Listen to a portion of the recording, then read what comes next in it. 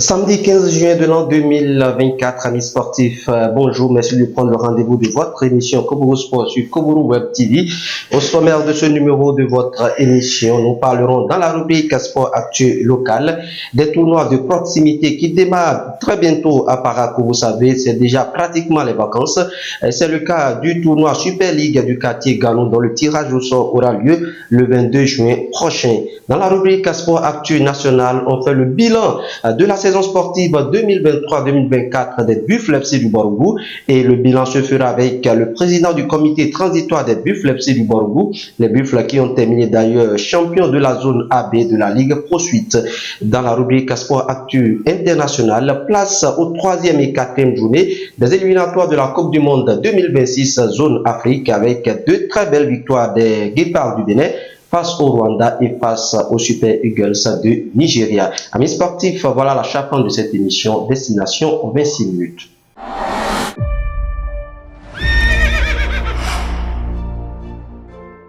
Et à Oasis, nous rendons vos séjours inoubliables.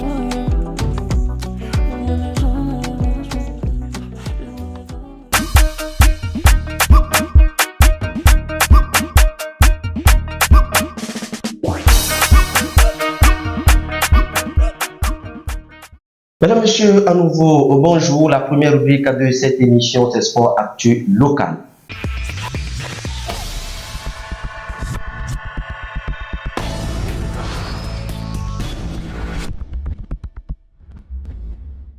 Dans la rubrique Sport Actu local, amis sportifs, je vous le disais, les tournois de proximité vont démarrer très bientôt à Parakou et on parle du tournoi Super League du quartier Ganou édition 2024. Le tirage au sort, vous voyez l'affiche, le tirage au sort aura lieu le 22 juin prochain, certainement au stade de Ganou ou dans une école de la place certainement située au quartier Ganou. Prenez donc le rendez-vous du tirage au sort. Les inscriptions sont déjà ouvertes et ça se poursuit pour le compte de l'édition 2024 de ce tournoi. D'autres tournois s'annoncent sur place ici à Parakou et vous aurez d'autres informations sur ces tournois. Amis sportifs, on fait place à présent à la rubrique Sport Actu national.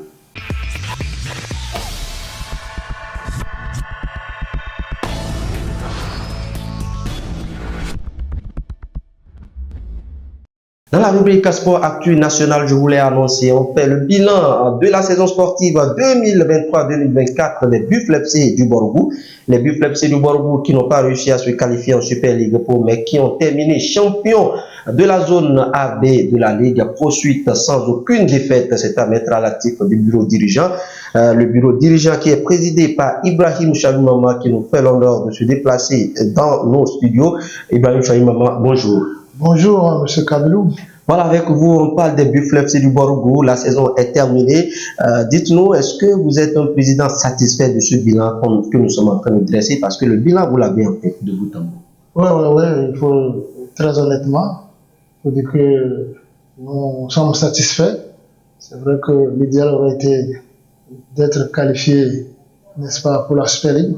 Mais on ne peut pas, en maintenant, creuser, aller au fond. Parce qu'il fallait rebâtir l'équipe. Ça, on l'a presque réussi. Mais la qualification pour la Super League, elle n'a pas marché. Dans la suite, l'équipe a montré de bien belles choses. Elle a terminé, n'est-ce pas, champion de la zone AB, avec 0 défaite. Quand on ajoute les 4 derniers matchs de la Ligue Pro, ça fait près de 14 matchs sans défaite. Je crois que ce n'est pas amélioré, c'est des indicateurs qui montrent que l'équipe est en bonne pour n'est-ce pas, la saison prochaine. Donc, il faut dire que tout n'a pas été rose, parce qu'à un moment donné, il a fallu se séparer, n'est-ce pas, de notre coach. Rapidement, le remplacement a été réussi. Et c'est donc le lieu de saluer le coach Taïro Adam Machabi qui a pris les rênes et à qui, n'est-ce pas, nous vraiment devons tous ces résultats. Donc voilà, je voulais souligner de 2 traits le travail qui a été abattu parce que c'est un bon père de famille qui met de la rigueur, qui met de l'intensité dans tout ce qu'il fait, du sérieux. ça a donné ces résultats-là. Eh bien, donc, vraiment, félicitations à lui. Et aux joueurs aussi, qui ont mouillé le maillot pour que nous ayons ces résultats. Et il faut dire que Buffle, c'est une équipe, même sans moyens, vous devez faire les résultats. Même sans moyens, on ne vous donne pas de moyens, mais une fois que vous êtes là aux commandes, vous devez vous arranger pour faire des résultats. Aujourd'hui, c'est un résultat qui ne dit rien, c'est bien. Mais lorsqu'on a raté la qualification, eh bien, tout le monde a dit que nous allons en deuxième division. Ça, là, ça se chantait. Maintenant, si ça se réalisait, eh bien, la chanson va continuer. Maintenant que ce n'est pas le cas, c'est comme si le travail était facile. Donc, mais nous, c'est vrai, on ne va pas se vanter, nous pensons que nous avons pris l'équipe, n'est-ce pas, en division d'élite, et nous avons gagné en division d'élite, pendant que des équipes sont descendues en division inférieure. Eh bien, ces résultats-là, ça s'apprécie. Oui, allons-y. Voilà, on parle bien évidemment des Buffles du bilan, mais il y a quelques jours, on a entendu parler de cette équipe des Buffles avec plusieurs difficultés financières. Les subventions sont venues 40 millions, mais on dit que comment les subventions ont été gérées jusqu'à ce qu'on parle de mois impayés, un mois impayé à 10 joueurs. Bon, je crois que les réseaux sociaux ont déjà relayé. Ceux qui ont posé cette question ont déjà la réponse. Le budget des Buffles, ce n'est pas 40 millions, c'est près de 100 millions. Donc même les 40 plus les 20 millions que nous attendons de la mairie ne vont pas faire l'affaire. Il va falloir que nous, dirigeants, nous mettions la main dans la poche comme nous l'avons fait. 40 millions, là, c'est venu à quel moment? C'est venu en mai. En mai, déjà, le championnat finissait. Comment l'équipe s'est comportée? L'équipe était en reconstruction. Nous sommes le seul club à n'avoir géré aucune subvention antérieure parmi les 36. Donc, nous avons commencé de moins les finis. Donc, le bureau transitoire que nous sommes a depuis le mois d'août, commencé par chercher des ressources pour préfinancer. Et c'est ce qui nous a permis de bâtir progressivement à l'équipe, ce qui nous a permis de prendre part, n'est-ce pas, au championnat, de faire les matchs amicaux. Vous vous rappelez qu'on allait à Liki, on allait à l'Américain, et c'est avec subvention en ce moment. On allait à Port-Nouveau, à Savalou, à Ketou, il y avait subvention. Donc, ça veut dire que c'est une équipe responsable qui a pris, n'est-ce pas, le problème, le bras le corps, et a fait des préfinancements. Donc, c'est pas les 40 millions. La masse salariale, c'est 6 millions. Il faut diviser par 7, vous multiplier par 7 pour voir si 40 millions peuvent faire l'affaire. Sans oublier, n'est-ce pas, les déplacements, les campements. Nous avons des prestataires pleins, à gauche, à droite, les équipementiers, tout. Donc, ça, c'est dérisoire. 40 plus les 20 millions, c'est insuffisant. Donc, le bureau doit continuer à se battre.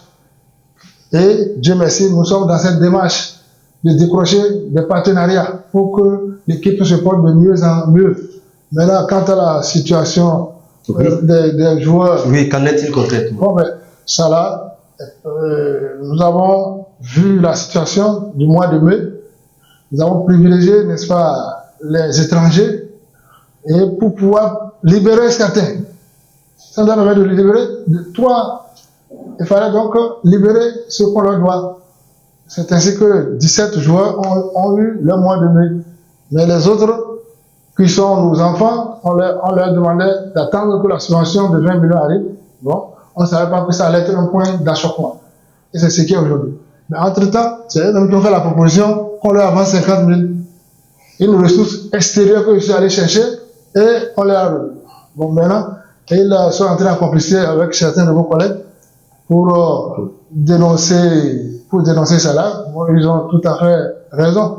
Mais ne pas croire qu'on est de mauvaise foi. Ce qui est sûr, pour celui qui a posé la question de 40 millions, il doit avoir déjà sa réponse. Et ça n'existe pas. Tout ce que nous dépensons là, c'est de l'argent que nous continuons à chercher, des ressources que nous cherchons pour toujours faire avancer l'équipe. Donc, 40 millions pour une équipe des Buffles du Ouagadougou, ça c'est de l'argent, mais ce n'est pas de l'argent pour couvrir les dépenses. Et je dis, l'argent n'est pas là pour payer seulement les joueurs. Il y a les staffs, il y a les prestataires, il y a les académies.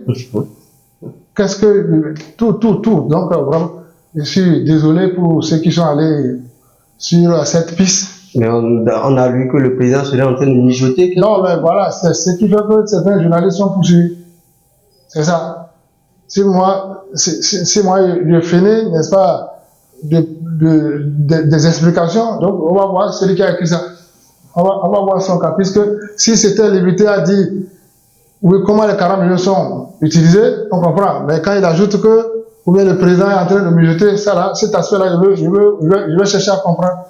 Ce qui est écrit, c'est écrit par quelqu'un, même s'il se cache aujourd'hui. Il n'a qu'à sortir. S'il n'a qu'à sortir. Mais si c'est pour salir quelqu'un qui a travaillé de bonne foi à bâtir l'équipe, bon, je crois que nous allons chercher à mettre à nu ce qui se cache derrière. Donc, vous rassurez les supporters ici. Par rapport à quoi? Par rapport à ce que les supporters ont lu, vous tenez à les rassurer.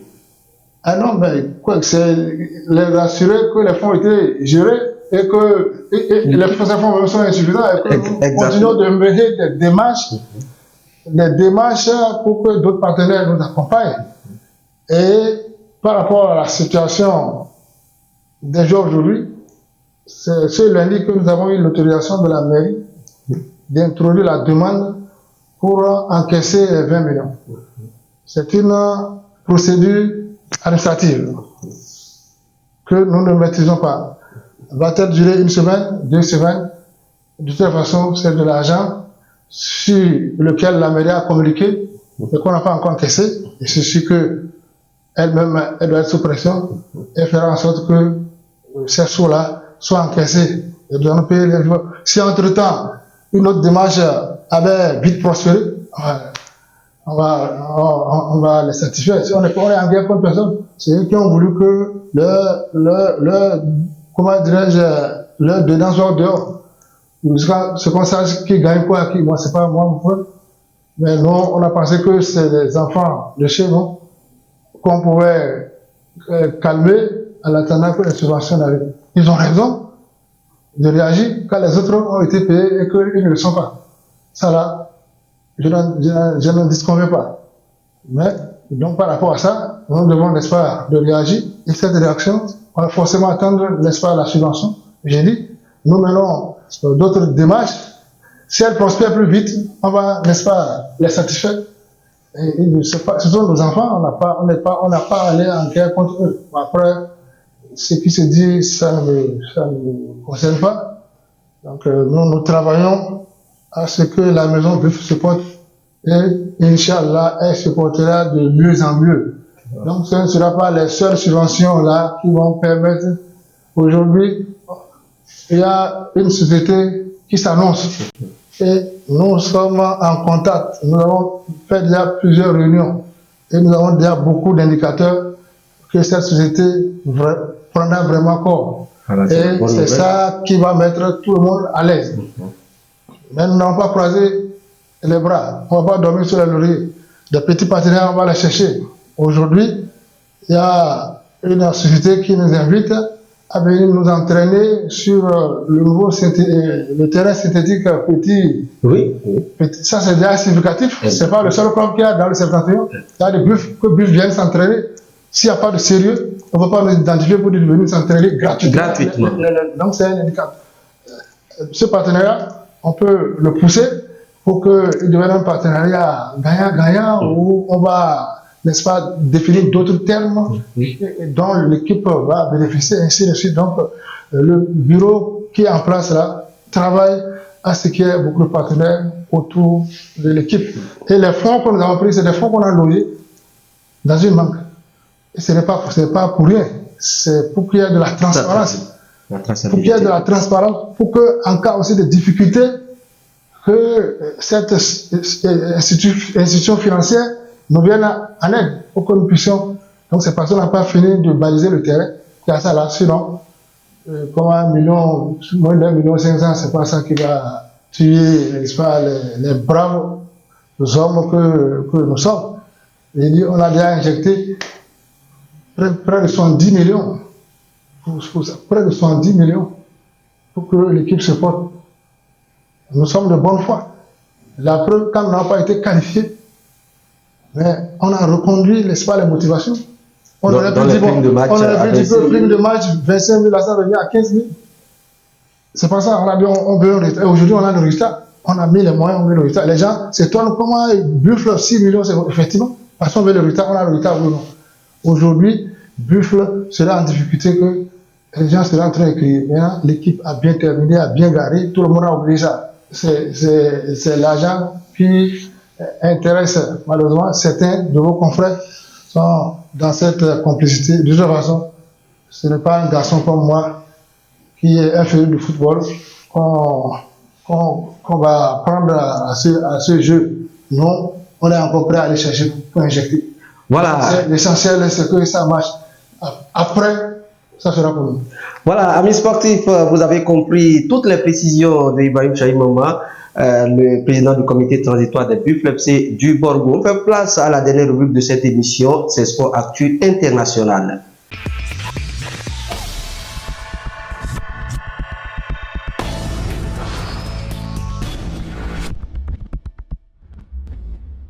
Dans la dernière rubrique, rapidement, on va l'aborder. Les Guépards du Bénin ont battu le Rwanda et puis le Nigeria. Rapidement, Ibrahim Chaïmama, que pensez-vous de ces deux prestations des Guépards? Oui, c'est des prestations qui ne m'ont pas surpris.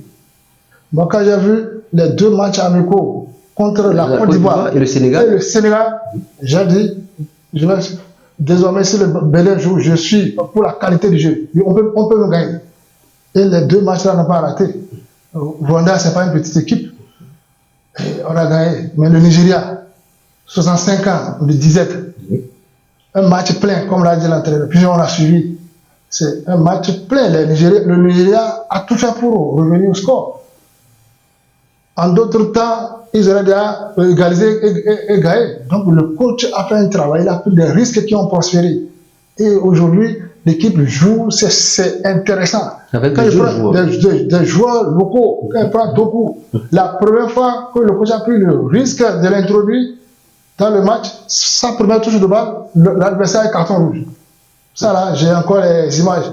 Carton rouge. Et il a impacté l'espace chez lui. Et depuis maintenant, tous les matchs, il est là, à côté de Olaïta. Et Imran Hassan. Imran Hassan, voilà des joueurs du championnat national.